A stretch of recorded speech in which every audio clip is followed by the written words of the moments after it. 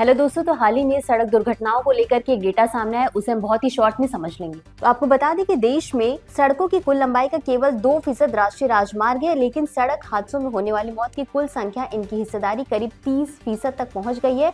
और यही वजह है कि सर्वोच्च न्यायालय ने इस पर गंभीर चिंता जताते हुए केंद्र, राज्य सरकारों और संबंधित प्राधिकरणों को सड़क सुरक्षा मजबूत करने के लिए दिशा निर्देश जारी किए गए हैं। और इसी संदर्भ में हम कुछ आंकड़ों को भी देख लेंगे, इससे संबंधित जो भी स्थिति की गंभीरता उसको समझ लेंगे। तो जो भी आंकड़े हैं उसके अनुसार, यानी कि केंद्रीय सड़क एवं परिवहन मंत्रालय की एक रिपोर्ट आई, इसके अनुसार वर्ष 2019 में देश में 4.56 लाख सड़क दुर्घटनाएं दर्ज की गई, जिनमें लगभग 1.59 लाख लोगों की मौत हो गई।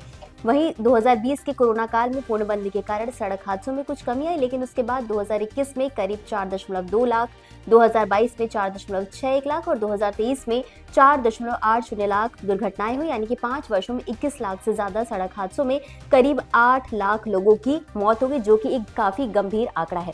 अब कारणों का विश्लेषण करें, सबसे पहला कारण जो है वो तेज गति यानी कि ओवर स्पीडिंग की है, जो अधिकांश दुर्घटनाओं के लिए जिम्मेदार मानी जाती है। इसके अलावा राष्ट्रीय राजमार्ग पर वाहनों की उच्च गति नियमों का पालन न करना और वाहनों की तेजी से बढ़ती संख्या इस समस्या को और गंभीर बना रही है। संरचनात्मक दृष्टिकोण से देखें तो सड़क दुर्घटनाएं एक ड्राइवर की गलती नहीं है, बल्कि यह एक मल्टी डायमेंशनल गवर्नेंस फेलियर को भी दर्शाती है।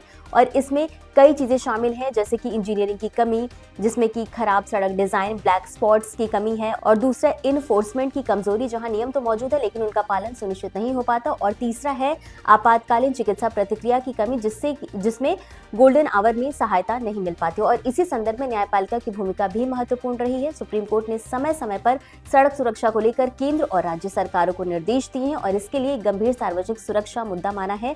सरकार की ओर से भी कई पहले की गई हैं, जैसे कि ब्लैक स्पॉट की पहचान और सुधार, सड़क डिजाइन में सुधार और यातायात नियमों को सख्त बनाना। लेकिन चुनौती यह है कि इन उपायों का प्रभावी क्रियान्वयन अभी भी एक बड़ा मुद्दा बना हुआ है।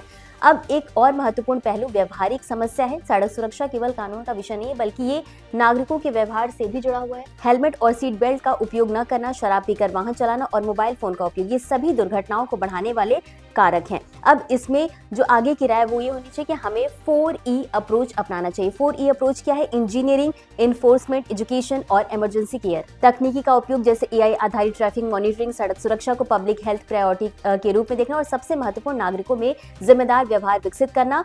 कुल मिलाकर के भारत में सड़क दुर्घटनाएं केवल एक परिवहन समस्या नहीं, बल्कि एक गंभीर सामाजिक, आर्थिक और सार्वजनिक स्वास्थ्य संकट बना हुआ है। जब तक नीति प्रवर्तन और जन व्यवहार तीनों स्तर पर सुधार नहीं हुआ, तब तक इस समस्या का स्थायी समाधान संभव नहीं है। तो आज के लिए बस इतना ही। धन्यवाद।